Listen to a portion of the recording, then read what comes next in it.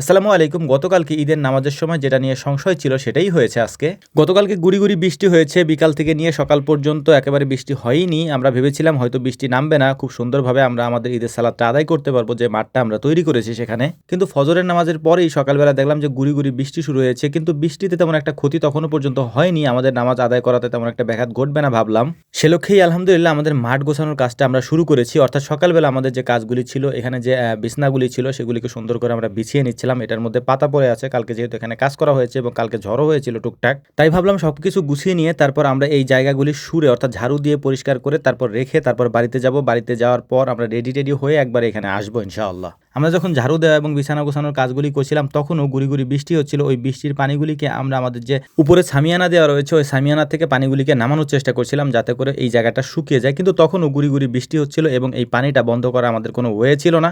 যেহেতু এটার উপর আমরা ত্রিপল দেইনি, আমরা ত্রিপল দিয়ে দিতে চেয়েছিলাম কিন্তু ভাবলাম যে বৃষ্টি তো কখনো হয়ই না, সারা বছর তো কখনো হয়ই নাই। আর তাছাড়া সকালবেলা তেমন একটা বৃষ্টি নামে না কোথাওই, আমাদের এখানে তেমন একটা নামে না কখনোই। কিন্তু আজকে এরকম বৃষ্টি হবে এটা আমরা ভাবতেও পারিনি। বাড়ি থেকে ন্যাকড়া নিয়ে এসে ভেজা জায়গাগুলি মোছার চেষ্টা করতেছিলাম যাতে করে দ্রুত এই জায়গাটা শুকিয়ে যায়, আমাদের সালাত আদায় করার উপযুক্ত করতে পারি জায়গাটাকে। এরপর এই কাজগুলি শেষ করে আমি বাড়িতে চলে এসেছি। বাড়িতে আসার পর যেহেতু নামাজের ওয়াক্ত হয়ে গেছে, মানে নামাজের সময় হয়ে গিয়েছে, তাই আমরা এই নামাজের সময়ের আগেই বাড়ি থেকে রেডি হয়ে তারপর এখানে আবার আসতে হবে আমাদেরকে সালাত আদায় করার জন্য। বাড়িতে যাওয়ার আগে এই জায়গাটাকে পুরোপুরি শুকনো অবস্থায় দেখে গিয়েছি এবং গুছিয়ে রেখে গিয়েছিলাম। বাড়ি থেকে আসার পর এখানে দেখে মন খারাপ হয়ে গেল, কারণ পুরো জায়গাটা ভিজে গিয়েছে এবং পানি টপ টপ করে পড়তেছিল উপর থেকে। এবং নিচে যে বিছনাগুলি আমরা দিয়েছি সেই বিছনাগুলি একেবারে পানিতে টইটুম্বুর হয়ে গিয়েছে। এখন সালাত আদায় করবো কোথায়, তাই মসজিদের মাইকে এবং ঈদগার মাইকে আমরা ঘোষণা দিয়ে দিয়েছিলাম যে বাড়ি থেকে যেন সবাই জায়নামাজ সাথে করে নিয়ে আসে। তো আলহামদুলিল্লাহ সময় মতো আমাদের সালাতটা আদায় করা হয়েছে, যদিও বৃষ্টিতে ভিজে ভিজে আমরা আদায় করেছি, কিন্তু আলহামদুলিল্লাহ তারপরও আমরা আদায় করতে পেরেছি। কারণ বৃষ্টি তো এর থেকে বেশিও হতে পারতো, আমরা তো মাঠে নাও আসতে পারতাম। সেক্ষেত্রে তো আল্লাহ তাআলা আমাদেরকে একটা ভালো সুযোগ দিয়েছে, নিজে গুড়ি গুড়ি বৃষ্টি হওয়াতে আমরা সালাতটা আদায় করতে পেরেছি সবাই একসাথে মিলে। নামাজ শেষে কিছু গুরুত্বপূর্ণ কথা ছিল আমাদের গ্রামের বিষয় নিয়ে, সেগুলি আমরা সেরে নিচ্ছিলাম এখানে। তারপর আমরা দোয়া করব, দোয়া করে এখান থেকে বিদায় নেব ইনশাআল্লাহ সবার সাথে মোলাকাত করে।